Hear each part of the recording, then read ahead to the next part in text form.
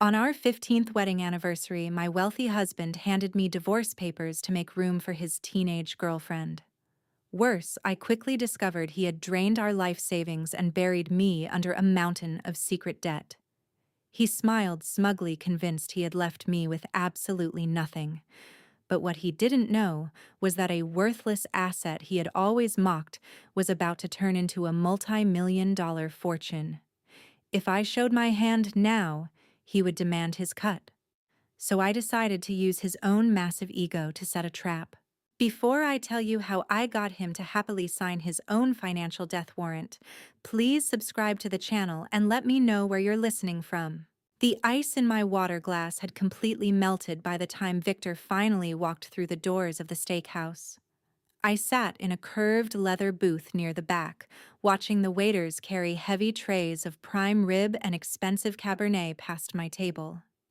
It was a high-end place in downtown Dallas, the kind of restaurant with dim lighting, dark mahogany walls, and a dress code that made everyone speak in hushed, important tones. I glanced at the small clock on my phone screen. 42 minutes late. Today was our 15th wedding anniversary. I had spent the entire afternoon preparing. I booked the reservation 2 months in advance, visited the salon, and wore the navy silk dress Victor used to compliment back when he still noticed what I wore. When he finally slid into the booth across from me, he didn't apologize. He didn't even look at me right away. He smelled of Scotch expensive cologne and complete indifference. He set his phone face up on the white tablecloth and immediately began tapping the screen. "Traffic on the tollway," I asked quietly. "Tokyo Market is opening down," he replied, his eyes never leaving the glowing screen. "Tech sector is dragging everything else with it." I had to make a few calls to keep my clients from doing anything stupid. He was the director of wealth management at one of the city's largest investment firms. To Victor, the world was entirely defined by numbers, quarterly projections, and profit margins. I reached across the table and gently touched his wrist. "Victor, it's our anniversary. Can the market wait for an hour?" He sighed a sharp exhale through his nose like I had just asked him to do manual labor. Slowly, he locked his phone and looked up at me. His gaze swept over my hair down to my neck and stopped at my shoulders. "You're wearing that?" he asked. I pulled my hand back slightly. "It's the navy silk. You said you liked it when I bought it." "Evelyn, you bought that dress 6 years ago." He picked up his water glass, took a slow sip, and set it down precisely on the coaster. "It's a bit practical. Don't you think you look like you're about to audit a mid-sized paper company, not attend a celebration?" My chest tightened, but I kept my voice perfectly level. "I am a forensic accountant, Victor. Practical is part of the job." "A job you do from the guest bedroom," he corrected smoothly. "Looking over small-time tax disputes and balancing spreadsheets for local hardware stores. It's penny pinching, Evelyn. You've spent so many years hunting for missing loose change that you've forgotten how to look at the big picture." A waiter approached our table holding a silver tray with 2 glasses of champagne. "Compliments of the house, sir. Happy anniversary." "Just leave them." Victor dismissed the man with a flick of his fingers. He didn't even say thank you. I stared at the bubbles rising in the golden liquid. For 15 years, I had quietly managed our home, handled the unglamorous daily responsibilities, and faded into the background so Victor could aggressively climb the corporate ladder. I had compromised my own career trajectory because he needed someone to handle the foundation while he built the penthouse. "I pinch pennies," I said, slowly meeting his eyes across the table. "You're right. But those pennies paid our rent for 4 solid years. They paid for the groceries and the electricity bill while you were studying for your financial licenses. My practical spreadsheets kept us afloat when you didn't have a single client to your name." I expected him to look away. I expected a flicker of guilt, or at least acknowledgement. Instead, Victor gave a small, condescending smile. He leaned back against the leather seat looking at me the way a CEO looks at a junior employee asking for an impossible raise. "Don't live in the past, Evelyn," he said, his voice maddeningly calm. "You have to look at current market value. What happened 10 years ago is irrelevant to where we are now, and the reality is, we're just not operating in the same bracket anymore." The words hung in the air between us, colder than the air conditioning. "The same bracket," I repeated softly. Victor didn't flinch. He reached into the inner pocket of his tailored suit jacket and pulled out a sleek silver pen. He rolled it thoughtfully between his fingers. "I've outgrown this, Evelyn. The dinners, the quiet evenings, the routine. You're satisfied with a very small, very safe life. I need more than that. I need someone who actually matches my momentum." He picked up his napkin, folded it into a neat square, and placed it next to his untouched plate. "I want a divorce," he said. He delivered the sentence with the same casual tone he used to order a steak. No hesitation, no raising his voice. Just a clean, calculated transaction. I sat there frozen. The ambient noise of the restaurant, the clinking of silverware, the soft jazz playing overhead, the murmur of wealthy patrons seemed to turn into static. "You're joking," I whispered. "I don't joke about legal matters," Victor said, checking his gold wristwatch. "I have an early flight to New York tomorrow, so I'm not going to drag this out tonight. My assistant already couriered the initial paperwork to the house. It should be waiting for you in the foyer." He stood up and buttoned his jacket. He didn't look angry. He simply looked relieved. Like a man who had just successfully liquidated an underperforming asset. "Take a cab home," he added, tossing a $50 bill onto the table to cover the drinks we never touched. "I'll be staying at a hotel tonight. We'll speak through our attorneys from now on." Without looking back, Victor turned and walked out of the restaurant, leaving me sitting completely alone at a table set for two. I thought that being discarded by my husband on our anniversary was the worst thing that could possibly happen to me. I thought the pain in my chest was the hardest part of this night. But I had no idea that the real shock was waiting for me the moment I walked through my front door. I sat at the table for 5 more minutes, staring at the untouched $50 bill Victor had thrown down. My mind felt completely blank. Eventually, the waiter returned. I handed him the money, picked up my purse, and walked out of the restaurant into the warm Dallas night.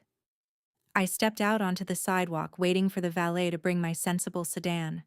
That was when I heard it. A high-pitched musical laugh. I turned my head. Victor was standing under the glow of the restaurant's awning, waiting for his Porsche. But he wasn't alone. A girl was clinging to his arm. She couldn't have been older than 19. She had waist-length blonde hair, flawless glowing skin, and a designer dress that clung to her in all the right places. But what caught my eye wasn't her youth. It was the rose gold Cartier watch sparkling on her left wrist. 2 months ago, I had found the receipt for that exact watch in Victor's suit pocket while taking it to the dry cleaners. I had smiled to myself for a week, thinking it was a surprise for our 15th anniversary. The girl whispered something in Victor's ear, and he smirked a genuine, relaxed smile I hadn't seen directed at me in years. Then she turned her head and locked eyes with me. She didn't look embarrassed. She looked amused. She let go of Victor's arm and took a few leisurely steps toward me. "You must be Evelyn," she said, her voice dripping with fake sweetness.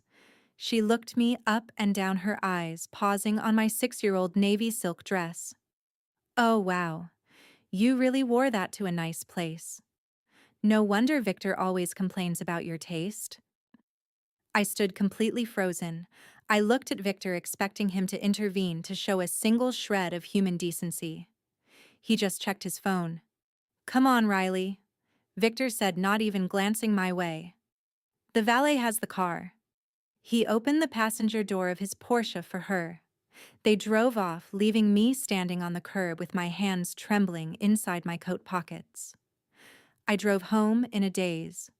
The streets of our upscale suburban neighborhood were quiet, lined with manicured lawns and massive oak trees. This was the house we had bought 10 years ago, the house I had scrubbed, painted, and maintained while Victor traveled for work. As I pulled into the driveway, the motion sensor lights flicked on. Sitting on the front porch right beneath the welcome mat were four massive heavy-duty black contractor bags. I parked the car and walked up the pathway, my heels clicking loudly against the concrete. I reached down and ripped a small hole in the plastic of the nearest bag. Inside were my clothes, my winter coats, my framed photographs from the guest bedroom desk. The front door opened. Victor stood in the doorway blocking the entrance. He had beaten me home. He wasn't staying at a hotel tonight. He had used that lie to get me out of the restaurant, giving him enough time to toss my life onto the porch. "What is this?" I asked, my voice barely a whisper. Victor looked at the trash bags, then back at me, his face a mask of absolute coldness. "The deed is in my name," he said evenly. "Riley is moving in tomorrow. You've expired, Evelyn. Don't make this uglier than it has to be." He stepped back and closed the solid oak door. A second later, I heard the heavy deadbolt slide into place. I stood on the porch for a long time. The night air suddenly felt freezing. I dragged the four heavy bags to the trunk of my car, throwing them in one by one. I drove to a cheap motel 2 towns over, paid for a room with my credit card, and sat on the edge of the lumpy mattress until the sun came up. At 7 a.m., the shock finally began to wear off, and my forensic accountant instincts kicked in. I needed to secure my assets. I needed to hire the best divorce lawyer in Dallas. I opened my laptop, logged into our joint bank portal, and clicked on the savings account where we had deposited 15 years of our shared income. I stared at the screen, waiting for the numbers to load. Available balance $0. The walls of the motel room were paper thin. I could hear the hum of the ice machine in the hallway and the distant roar of the interstate. It was a stark contrast to the quiet, tree-lined suburban street I had been locked out of hours ago. I sat cross-legged on the faded floral bedspread, staring at the glowing screen of my laptop. Available balance $0. Victor hadn't just emptied the savings account. He had cleared out the emergency fund, the joint checking, and the vacation fund we had been building for our anniversary trip to Italy. 15 years of shared financial history wiped clean with a few digital transfers. For about 10 minutes, I let myself feel the panic. It sat heavy in my chest, making it hard to breathe. I was 41 years old, sitting in a $50 motel room, with my entire life packed into 4 black trash bags in the trunk of my car. But then the panic receded. The numbness vanished. In its place, a cold surgical focus took over. Victor had made a crucial miscalculation. He was used to dealing with high-level wealth management, broad strokes, market trends, million-dollar portfolios.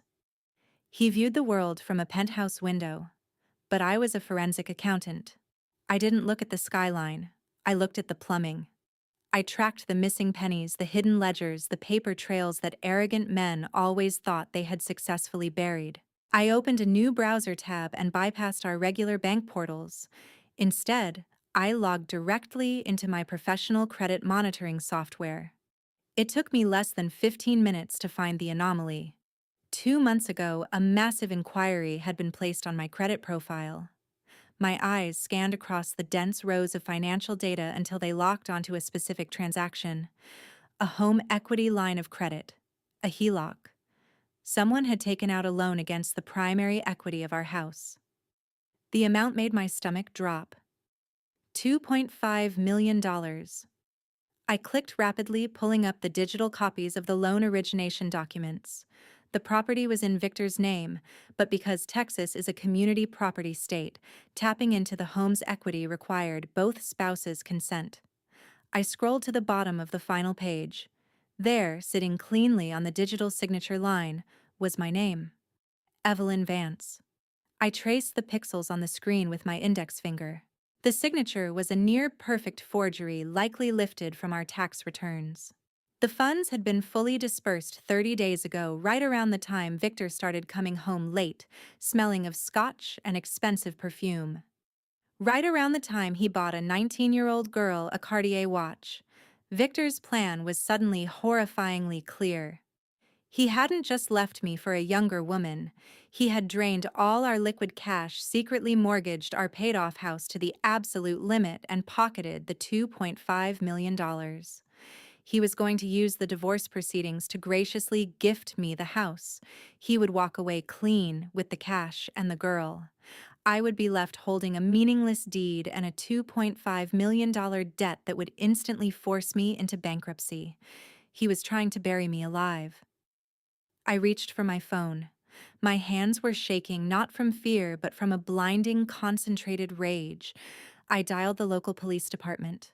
I needed to report identity theft. I needed to freeze everything.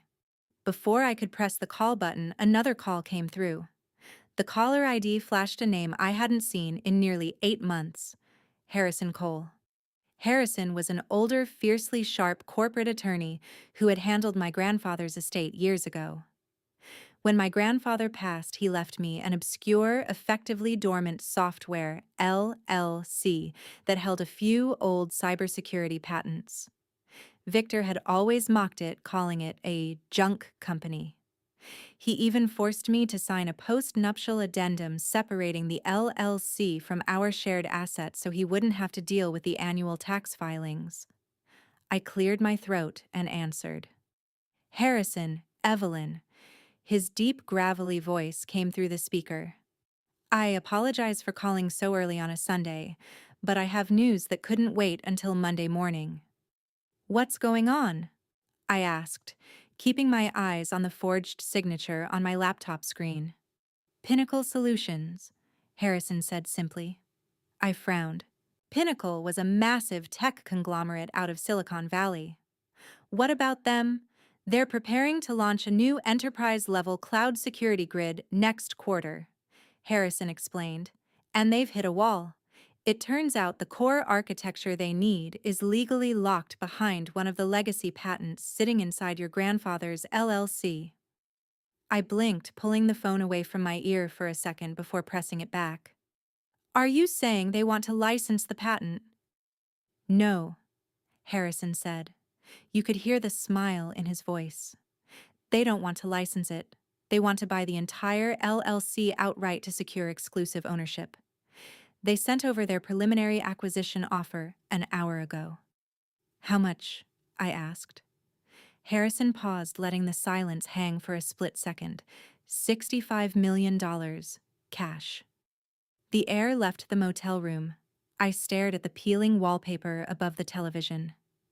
65 million, I whispered. The paperwork is extensive, Harrison continued. We need to begin the auditing process immediately. But Evelyn, once this hits the public disclosure channels, your life is going to change very quickly. My eyes darted back to the laptop screen. $65 million. Victor's plan rushed back into my mind. He wanted a fast divorce. He wanted to stick me with the debt and run. But the post-nuptial agreement regarding the LLC was old. If Victor caught wind of this acquisition before a judge finalized our split, he would hire a team of vicious lawyers to contest the post-nup.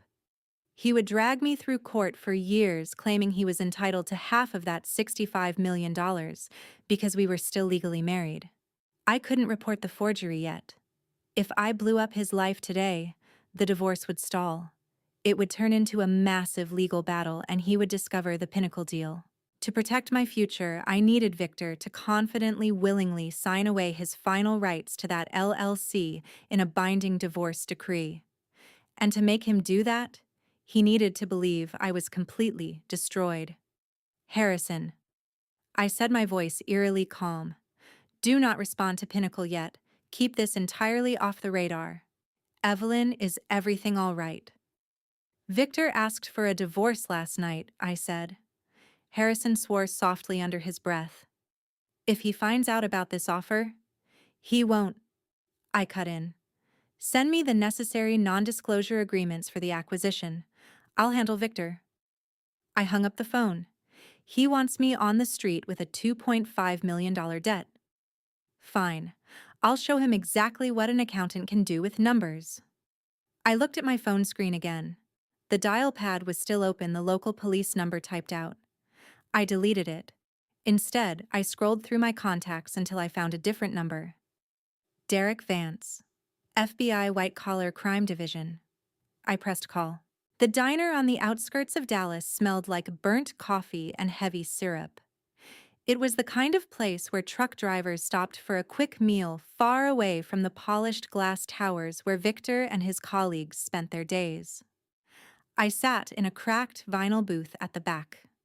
Across from me sat Derek wearing a plain gray Henley instead of a suit, and Harrison, who looked entirely out of place in his tailored tweed coat. Derek slid a manila folder across the sticky Formica table. "You were right," Derek said, keeping his voice low. "The $2.5 million was dispersed from the HELOC on Thursday.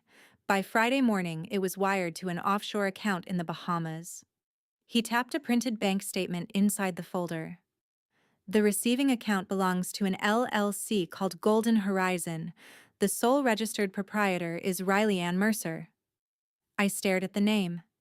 A 19-year-old girl holding $2.5 million of stolen equity. Victor had orchestrated the entire thing to look like a clean transfer hiding behind international banking privacy walls. "Can the FBI freeze it?" I asked.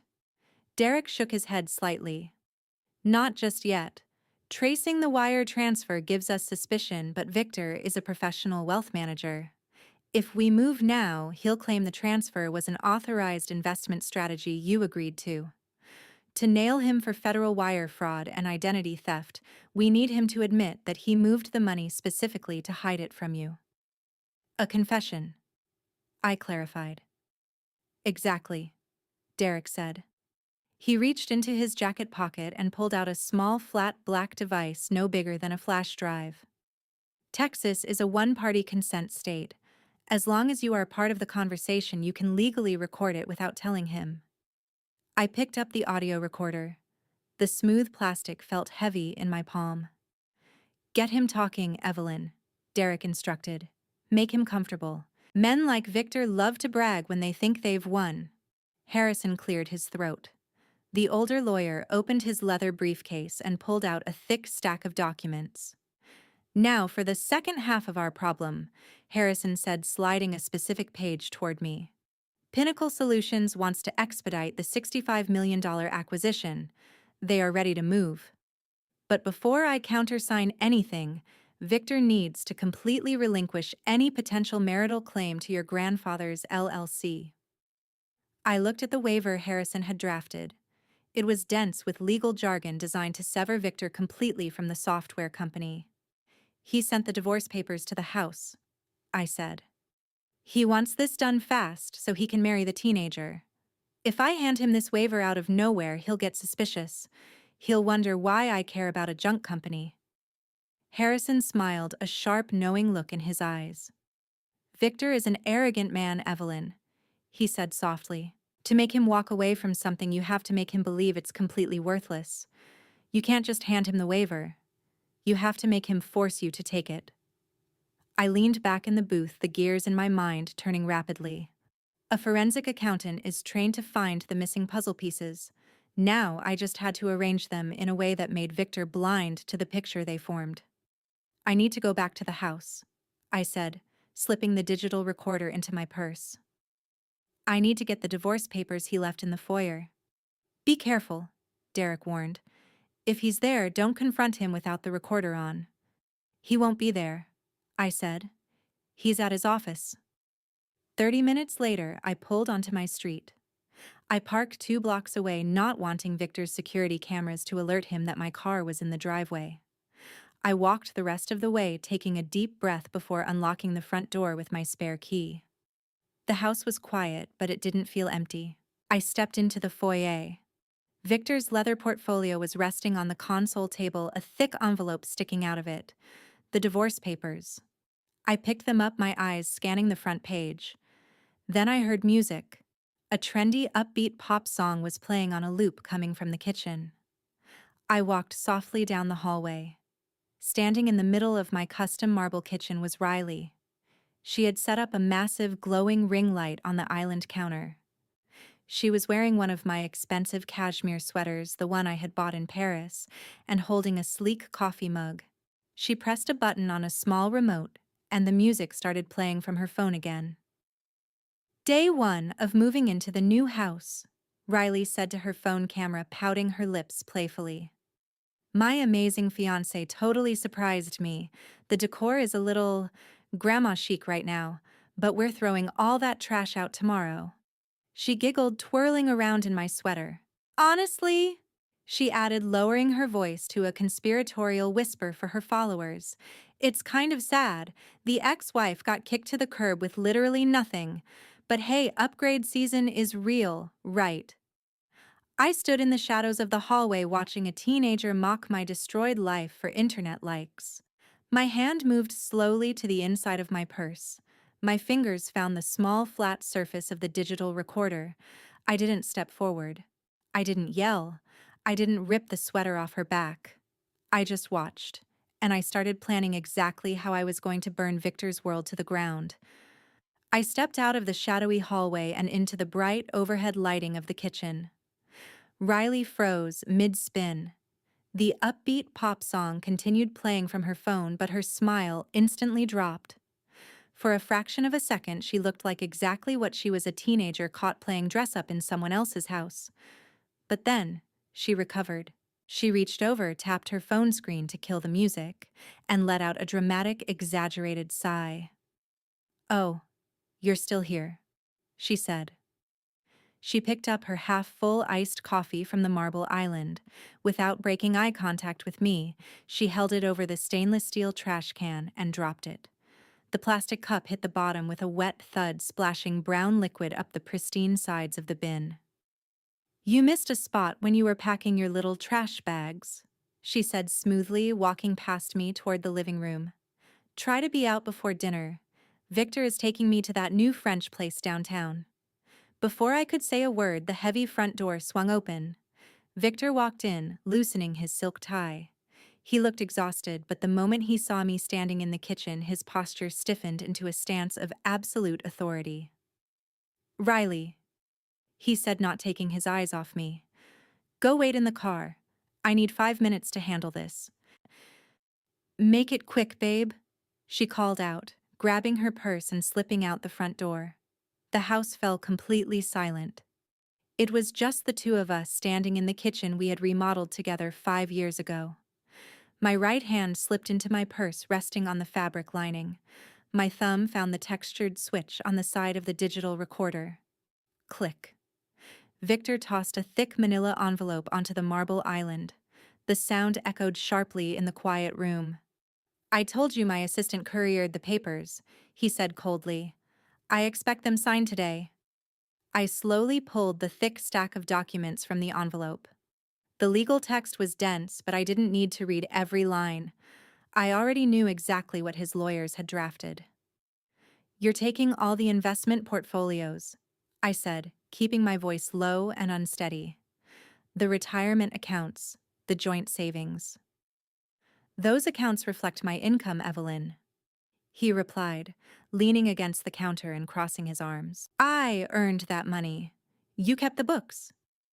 And you're leaving me the house." I asked, looking up at him with wide, carefully manufactured disbelief. Victor offered a tight, magnanimous nod. "I'm not a monster. I know you love this place. You keep the deed. You keep your grandfather's little software, LLC. I keep my liquid assets and we walk away clean. No alimony. No drawn-out court battles." It was a brilliant, evil piece of legal maneuvering. By making it look like he was generously surrendering $1 million suburban home, any judge would approve the division of assets in a heartbeat. The judge wouldn't know about the $2.5 million HELOC debt secretly attached to the house until it was too late. I let my hands start to tremble. It wasn't hard to fake. The pure adrenaline rushing through my veins made my fingers vibrate. "Victor, please," I whispered, letting my voice crack. I forced moisture into my eyes, staring at him with total desperation. The savings account is completely empty. I checked it this morning. There's nothing there. Victor sighed, looking up at the ceiling like he was dealing with a difficult child. Markets fluctuate, Evelyn. 15 years. I raised my voice, letting a sob slip through. I gave you 15 years of my life. I paid our rent when you had nothing. You can't just leave me with a house I can't afford to maintain and zero cash. How am I supposed to survive? I watched his face. A forensic accountant learns to read the micro expressions of people who are hiding things. I saw the exact moment Victor's ego took the bait. He didn't feel pity. He felt power. Seeing me broken, crying, and begging in front of him validated every arrogant belief he held about himself. It proved to him that he was the apex predator, the financial genius, the man who had completely outsmarted his dull, practical wife. He pushed off the counter and took a step toward me, his eyes dark with amusement and disdain. "You think you're in a position to negotiate?" he sneered. "You're a mediocre accountant, Evelyn. You spent your whole life playing it safe, and now you want a handout because I actually built an empire. I just want what's fair." I cried, burying my face in my hands. "You took everything. You hid the money." "Wake up, Evelyn." Victor snapped, his voice echoing loudly off the kitchen cabinets. "The money flew offshore last month. It's gone. It is sitting in a corporate account under Riley's LLC in the Bahamas. What are you going to do? Call the police and cry, 'Got you.'" The tiny recorder in my purse silently captured every single syllable of his federal crime. "You can't do this," I sobbed, dropping my hands. "Please, Victor, at least give me half the savings." "You get nothing," he said, his voice dropping to a vicious, satisfied whisper. He reached over and flipped to the back page of the divorce packet. "I'm not paying annual taxes on your grandfather's dead tech firm anymore. Take your junk company and get out of my sight. Sign the papers, Evelyn. Sign the waiver for the LLC. Take the house, or I will drag you through court until you can't even afford a motel room." He pulled his silver designer pen from his inside pocket and slammed it onto the marble island. I picked it up. My hand shook violently as I hovered the pen over the signature line. "Do it," he commanded. I signed my name, Evelyn Vance. I signed the asset division. I signed the LLC separation agreement. I gave him exactly what he wanted. Victor snatched the papers toward himself. A triumphant, arrogant smirk spread across his face. He picked up his own pen, ready to sign the final line that legally waived his rights to my grandfather's company forever. He touched the pen to the paper. Suddenly, the sharp, persistent buzzing of a phone shattered the tension in the room. Victor paused, annoyed. He reached into his pocket and pulled out his phone. I watched his eyes drop to the screen. Victor glanced down at the glowing screen of his phone. "It's Riley," he muttered, clearly annoyed by the interruption. "The reservation is in 20 minutes. He didn't bother reading the rest of the text. His focus snapped back to the marble island, to the legal packet separating our lives forever. He picked up his silver pen and flipped to the final page, the waiver relinquishing any and all marital claims to my grandfather's LLC. He didn't hesitate. He didn't read the fine print. Victor quickly scrawled his signature across the bottom line. Victor Vance. "Keep the house, Evelyn," he said, capping his pen and sliding the heavy envelope back into his leather portfolio. "Pay the property taxes on your junk company. I'll have my assistant email you when the judge signs the final decree. Have a nice life." He turned on his heel and walked out of the kitchen. A few seconds later, the front door clicked shut. The heavy engine of his Porsche roared to life in the driveway and faded down the street. I stood perfectly still for 10 seconds. Then I reached up and wiped the artificial tears from my cheeks. My breathing slowed. The trembling in my hands stopped completely. The performance was over. I reached into my purse, pulled out the digital recorder, and pressed stop. I didn't pack any boxes. I didn't look around the house I was supposedly so desperate to keep. I walked straight out the back door, got into my sedan, and drove directly to the local FBI field office. Derek was waiting for me in a small, windowless conference room. He had a secure laptop open on the metal table. I slid the digital recorder across the surface. "Track 2," I said simply. Derek picked up the device, plugged it into his computer, and hit play. The high-quality microphone had captured everything perfectly. Victor's arrogant voice filled the small room. "Wake up, Evelyn. The money flew offshore last month. It's gone. It is sitting in a corporate account under Riley's LLC in the Bahamas. What are you going to do? Call the police and cry." Derek hit the spacebar, stopping the audio. A slow, satisfied smile spread across his face. "He dug his own grave," Derek said, shaking his head in disbelief. "We have him on tape actively admitting to hiding marital assets, confessing to international wire routing, and tying the stolen home equity directly to his girlfriend's LLC. "Is it enough?" I asked. "Evelyn, this is a federal prosecutor's dream," Derek replied, already typing rapidly on his keyboard. "Wire fraud combined with federal asset concealment. He's going to look very trendy in orange. I'm initiating a shadow freeze on Golden Horizon LLC immediately. The Bahamian authorities cooperate with the FBI on wire fraud cases. The money won't be able to move a single inch." "Don't arrest him yet," I said. "If you pick him up today, the divorce proceedings will freeze. I need the family court judge to stamp that final decree before Victor knows he's under investigation." "You have 48 hours," Derek warned. "Once the offshore bank realizes there's a federal hold on the account, Victor's wealth management firm might get pinged. He'll know something is wrong. 48 hours is all I need."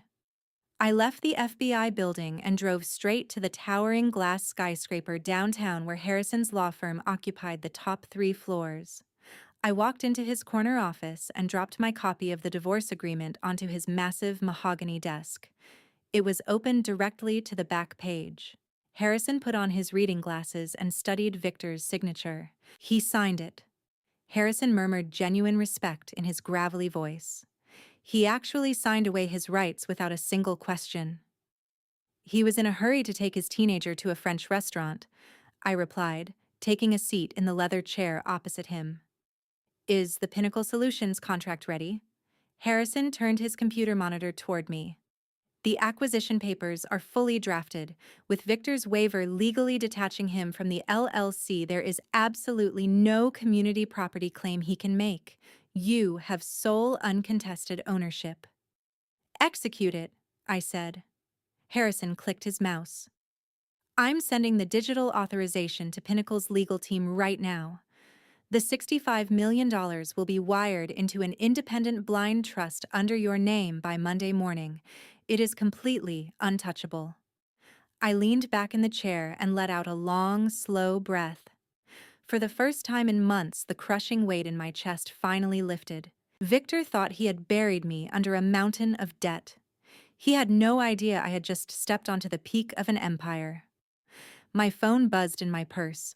I pulled it out and looked at the screen. It was an automated email notification from the Dallas County Family Court. Subject notice of expedited hearing, Vance versus Vance.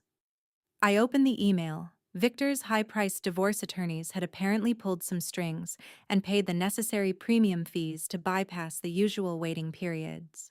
They had managed to secure an emergency slot for an uncontested divorce finalization. "Well," I said, showing the screen to Harrison. "It looks like Victor is in a rush to be a single man." Harrison read the date and raised an eyebrow. "Monday morning, 8 o'clock. Perfect." I smiled. Victor was sprinting toward the finish line, completely unaware that he was running directly off a cliff. The Dallas County Family Courthouse was a massive building of pale stone and echoing hallways. At 8 o'clock on a Monday morning, it smelled of stale coffee floor wax and quiet desperation. I sat at the heavy wooden plaintiff's table. My hands were folded neatly in my lap. Victor sat 3 feet away from me at the respondent's table. He was wearing a custom-tailored charcoal suit, his posture radiating a mix of boredom and supreme confidence. He kept checking his gold wristwatch silently, urging the universe to hurry up so he could get back to his perfectly engineered life. Sitting in the gallery row directly behind him was Riley. She was wearing a white designer dress that looked far too much like a bridal gown for a simple divorce hearing. Judge Miller, a stern-looking man with silver hair and wire-rimmed glasses, flipped through the thick stack of our expedited divorce settlement. The courtroom was dead silent except for the rustle of paper. Mr. and Mrs. Vance. Judge Miller said, his voice echoing slightly. This is a highly irregular timeline for a division of assets of this magnitude. Usually in community property states like Texas, a portfolio like this requires a mandatory third-party audit. Victor leaned forward, resting his forearms on the table. Your Honor, Victor said smoothly, projecting the polished charm he used on wealthy clients. My wife and I have come to a completely amicable, uncontested agreement. We wish to bypass the audit to save the court's time and spare ourselves unnecessary legal fees. The waivers are all signed and notarized. Judge Miller frowned, looking down at the paperwork. He turned directly to me. Mrs. Vance. The judge said, his tone softening just a fraction. I am looking at page 42. You are agreeing to surrender your legal claim to over a decade of joint retirement funds, stock portfolios, and liquid savings. In exchange, you are accepting the deed to the primary residence along with the full transfer of an LLC titled Pinnacle Heritage Software. That is correct, Your Honor, I said. My voice was steady, betraying absolutely nothing. Judge Miller took off his glasses. He looked at me with genuine concern. He had seen countless women sit in my exact chair, bullied or manipulated into signing away their futures by aggressive, powerful men. Are you absolutely certain about this? The judge asked, slowly, making sure his warning was clear. Once I stamp this decree, there is no going back. You cannot claim ignorance of his assets later. You are legally severing yourself from his wealth, and he is legally severing himself from this LLC. Is that what you want? Victor shifted in his chair. I could feel his eyes burning into the side of my face. He was holding his breath, terrified that I might suddenly wake up, demand an audit, and ruin his clean getaway. I turned my head and looked directly into Victor's eyes. I saw the arrogant, impatient man who had thrown 15 years of loyalty into the trash for a teenager and a stolen $2.5 million. I saw a man who thought I was nothing but a dull, practical stepping stone. I am absolutely certain, Your Honor, I said, holding Victor's gaze. I fully accept this company, and I completely waive all other claims from him. Victor exhaled silently. A smug, victorious smirk pulled at the corner of his mouth. Very well, Judge Miller said. He picked up his heavy rubber stamp, pressed it into the ink pad, and slammed it down onto the final page of the decree. Thud. The marriage is dissolved, the judge announced. Assets are divided as signed. We are adjourned. It was over. The legal boundary was set in stone. The trap had officially snapped shut, and Victor was standing right inside it, smiling. We walked out of the courtroom and into the bright, echoing hallway. Victor immediately pulled his phone out, already dialing his office to check the morning markets. Before I could walk toward the elevators, Riley stepped directly into my path. She opened her expensive designer handbag and pulled out a thick, heavy envelope. It was made of cream-colored cardstock sealed with a gold wax stamp. She held it out to me, a sickeningly sweet smile plastered across her flawless face. What is this? I asked, not taking it. It's an invitation, Riley chirped brightly. To our official engagement party. It's this Friday night at the Preston Hollow Country Club. Victor paused his phone call and glanced over. He didn't tell her to stop. He just watched clearly, amused by the cruelty of it. I looked at the gold-foiled envelope. Why would you possibly want me there? Riley took a step closer, lowering her voice so only I could hear. The fake sweetness melted away, leaving nothing but venom. "We invited you so you can see what real high society looks like," she whispered. "You spent 15 years trying to fit into his world and you couldn't do it. I did it in 6 months." She shoved the envelope against my chest. I reflexively caught it before it hit the marble floor. "Anyway," Riley smiled, stepping back and looping her arm through Victor's. "Thanks for making room, Auntie. Enjoy the empty house." They walked away, their laughter echoing down the courthouse corridor. I stood alone in the hallway for a long moment. I looked down at the ridiculously extravagant invitation in my hand. Friday night, Preston Hollow Country Club, the most exclusive elite venue in Dallas. Victor was going to be surrounded by his firm's partners, wealthy investors, and the city's highest social tier. He had set the perfect stage for his own destruction. I reached into my purse and pulled out my phone. I dialed Harrison's direct line. He answered on the first ring. "Is it done?" the old lawyer asked. "The judge stamped it." I said, my voice cold and sharp. "Victor has zero legal claim to the LLC." I heard Harrison let out a deep, satisfied breath. "Then the $65 million is entirely yours, Evelyn. It's sitting securely in the trust." "Good," I said, turning to walk toward the exit. The sunlight streaming through the glass doors felt blindingly bright. "Call Pinnacle Solutions. Tell them the acquisition is complete." "And the press release?" Harrison asked. I looked down at the gold wax seal on the engagement invitation. "Send it out," I said. "Send it to every financial news network, business journal, and investment blog in the state. I want my name and Victor's waiver on the front page of everything by Friday." The Preston Hollow Country Club was a fortress of old money, towering crystal chandeliers and aggressively expensive champagne. At 9 o'clock on Friday night, the grand ballroom was packed with the absolute elite of the Dallas financial sector. A string quartet played in the corner. Waiters in white gloves carried trays of caviar. Standing in the center of the room, holding court like a king, was Victor. He had a glass of vintage Dom Perignon in one hand and Riley on his other arm. She was wearing a blindingly white silk dress that easily cost $50,000, her Cartier watch sparkling under the lights. Victor was laughing loudly at a joke made by one of his firm's senior partners, soaking in the admiration, the wealth, and the perfect image he had carefully stolen for himself. Then the heavy double doors of the ballroom opened. I didn't sneak in. I didn't hide in the back. I walked straight down the center aisle. I wasn't wearing a practical 6-year-old navy dress. I wore a custom-tailored emerald green evening gown that swept the marble floor, my hair perfectly styled, my posture radiating the exact kind of untouchable power Victor had spent his whole life trying to emulate. The conversations nearest the door stopped. Heads turned. The silence rippled through the room like a wave until it reached the center. Victor spotted me. His loud laugh died instantly. The smug confidence evaporated from his face, replaced by a flash of absolute fury. He thought I was there to make a desperate, pathetic scene. He thought I was the defeated ex-wife coming to beg.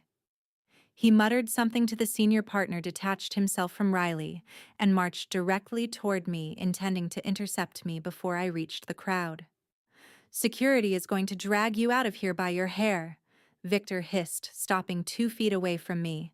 His voice was low, vicious, and panicked. "Are you insane? You don't belong here, Evelyn. Turn around and leave." Riley scurried up behind him, glaring at me. "I can't believe you actually showed up.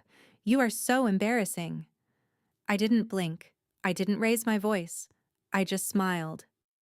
"Hello, Victor," I said smoothly, my voice carrying just enough volume for the surrounding guests to hear. "Seeing as you've been spending my money so enthusiastically, I thought I should drop by and say hello." Victor scoffed, a nervous, tight sound. "Your money? You don't have a dime. You're delusional." I opened my small metallic clutch. I pulled out a single neatly folded sheet of high-quality paper. It was a pre-release printout of the morning edition of the Dallas Business Journal. I pressed it flat against Victor's chest. "Read it," I whispered. Victor snatched the paper, preparing to rip it up. But his eyes caught the massive bold headline printed across the top. Pinnacle Solutions acquires local cybersecurity LLC for $65 million cash. Beneath the headline was a subtext: sole proprietor Evelyn Vance secures total ownership following uncontested divorce decree. I watched Victor's face as his brain processed the words. It was a physical collapse. The color completely drained from his cheeks, leaving his skin a sickly ashen gray. His jaw went slack. The crisp sheet of paper began to vibrate in his hands as a violent tremor seized his fingers. He was a numbers man. It took him less than 3 seconds to do the math. $65 million divided by 2. $32.5 million. He had voluntarily, aggressively, and permanently signed away $32 million just 4 days ago purely because he couldn't be bothered to pay a minor property tax on a junk company. "No," Victor choked out. The sound barely made it past his throat. He looked up at me, his eyes wide-wild and terrified. "No. This. You hid this. This is fraud." "It's market value, Victor," I replied softly, echoing the exact words he had used against me on our anniversary. "I just didn't tell you the current appraisal. You signed the waiver. You couldn't wait to get rid of me." Riley peered over his shoulder, trying to read the paper. "Victor, what is it? What does it say?" Victor couldn't answer her. The champagne glass in his left hand tilted. The expensive vintage wine poured directly onto his Italian leather shoes, but he didn't even notice. He was suffocating on his own arrogance. "I'll sue you," he stammered, his chest heaving. "I'll drag you into federal court. I'll invalidate the decree." "You won't be going to a civil court." "Victor, oh," I interrupted. Suddenly, the string quartet stopped playing abruptly. A sharp collective gasp echoed from the entrance of the ballroom. The crowd parted violently, stepping back in shock as 4 men in dark suits and Kevlar vests walked through the double doors. The bright yellow letters FBI were printed clearly across the back of their windbreakers. Derek led the formation. He didn't look like a friendly college buddy anymore. He looked like an apex predator. He walked straight past the millionaires, the shocked partners, and the frozen waiters, stopping directly in front of Victor. "Victor Vance!" Derek's voice boomed through the dead-silent ballroom. "You are under arrest for federal wire fraud, aggravated identity theft, and the unlawful concealment of assets." Victor dropped the newspaper. The champagne glass slipped from his fingers and shattered against the marble floor, sending shards of glass flying. "Wait!"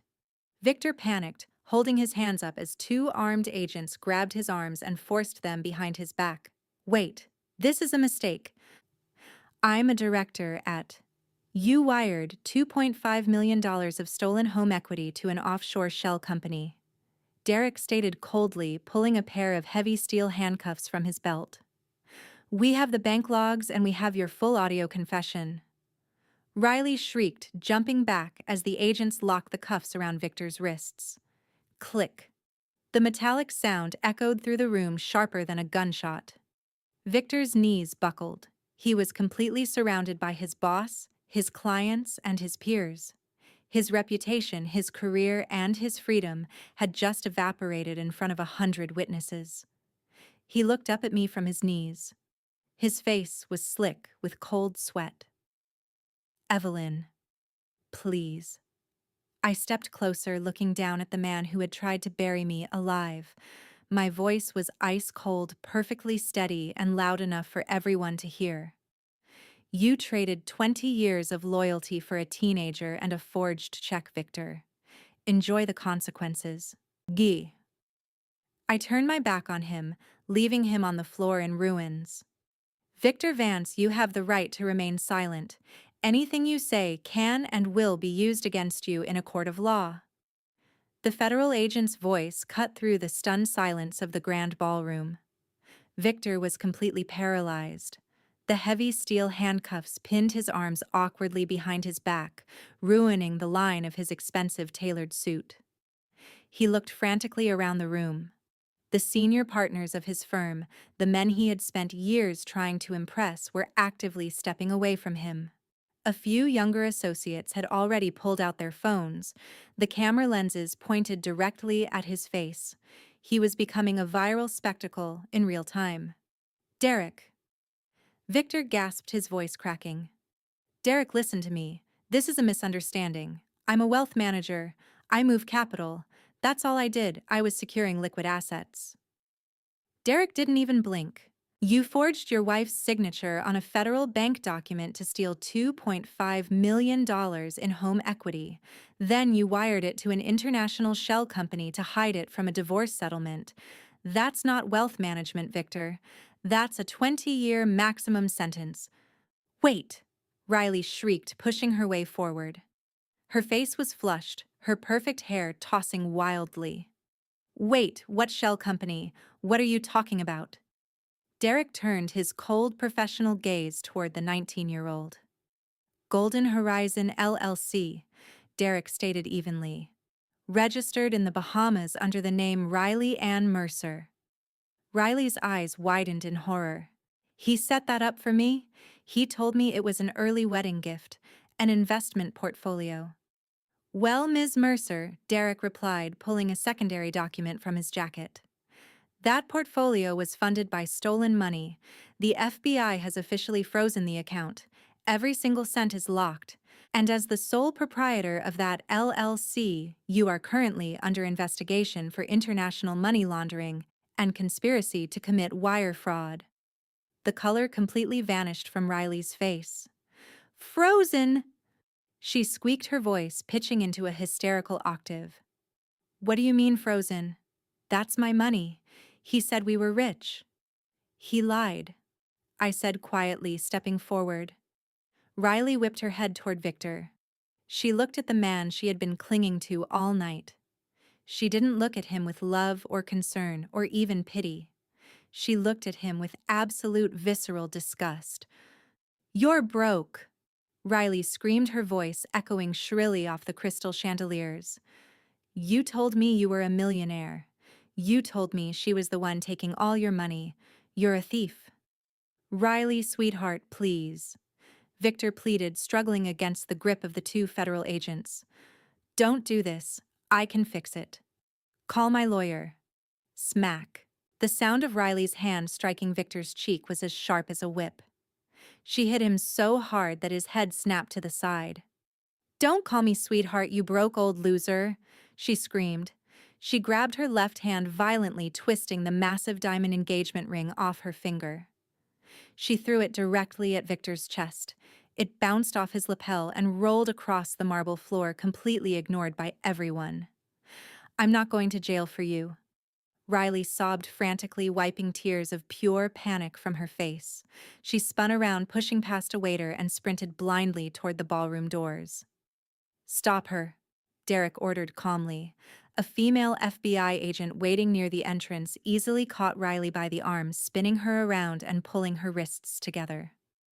Riley's hysterical screams echoed down the hallway as she was dragged out of the country club.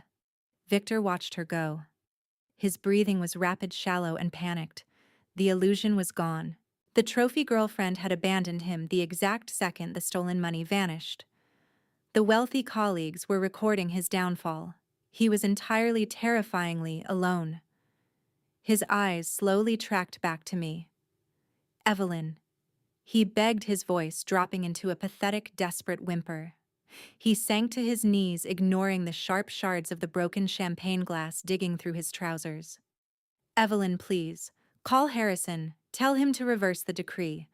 We can fix this. You have the $65 million. You can pay off the HELOC. We can make this go away. I looked down at him. This was the man who had looked at his watch while terminating our 15-year marriage.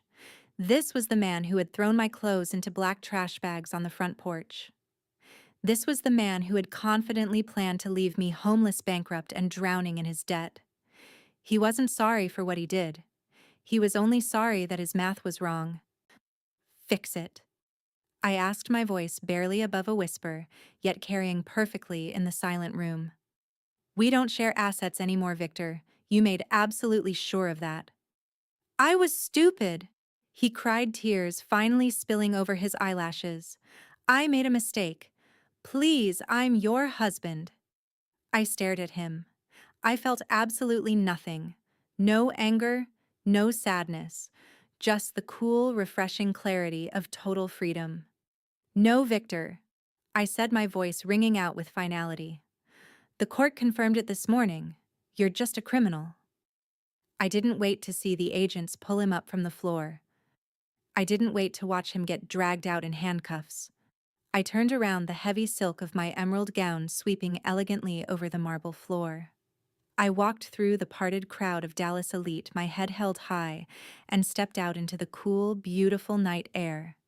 The federal justice system moves slowly, but when it finally crushes you, it crushes you completely.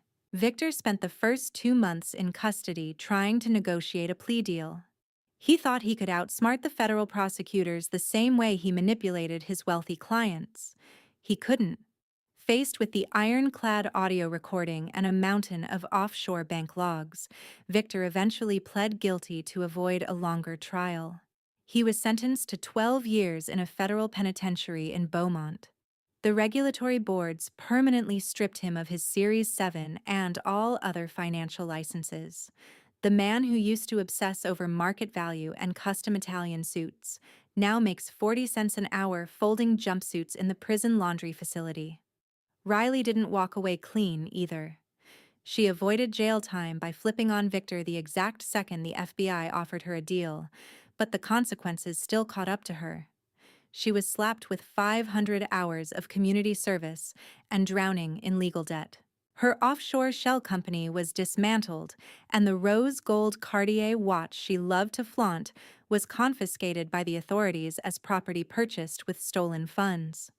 As for the house, the FBI and my legal team easily reversed the fraudulent $2.5 million home equity line of credit. Once the title was completely clear, I didn't move back in.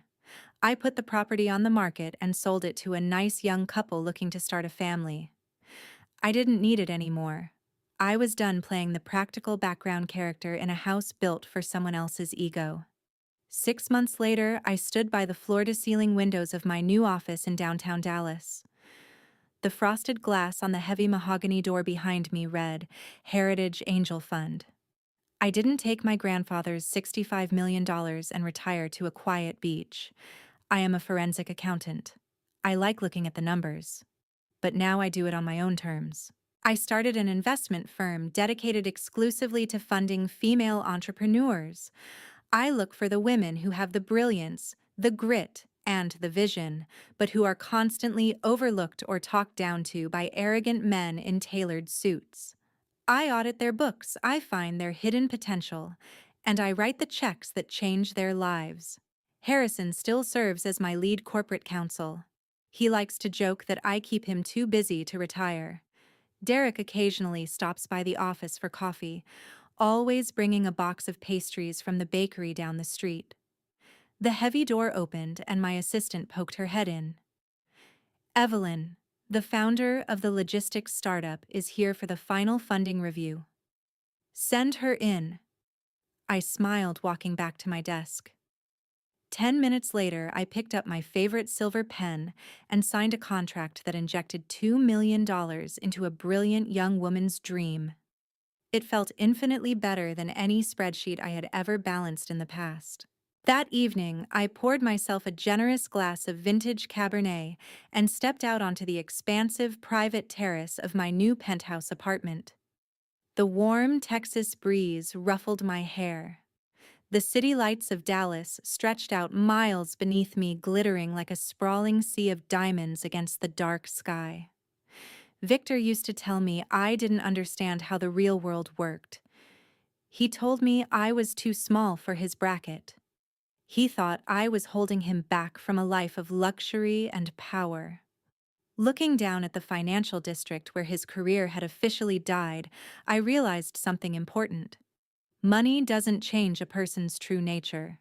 It only strips away the mask they were wearing. Victor's mask was success. Without his stolen money and his fancy titles, he was nothing but a greedy, terrified coward. My mask was practicality. I wore it for 15 years to keep our lives stable.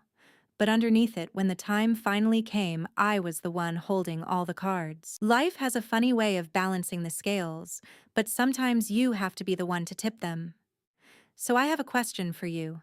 If you found out you were worth $65 million while your arrogant husband was leaving you for a teenager, would you warn him to fight for half? Or would you smile, act like you had nothing, and hand him the pen to sign it all away? Tell me in the comments below. I read every single one. And if you enjoyed seeing Victor get exactly what he signed for, hit the like button and subscribe for more stories.